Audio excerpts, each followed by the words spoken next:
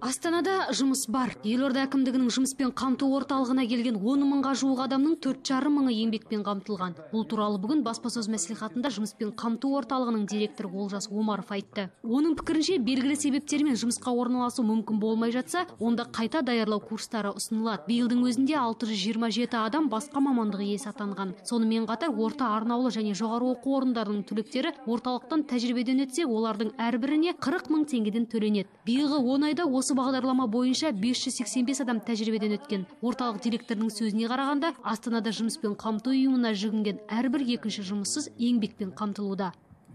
Жыл басынан бері 10 мыңға жуық адам келді. Оның ішінде 4500 жұмысқа орналасты. Яғни әр екінші адам жұмыспен қамтылды. Ал қажетті біліктілігі жоқ адамдарға біз қайта даярлау оқытуды ұсынамыз.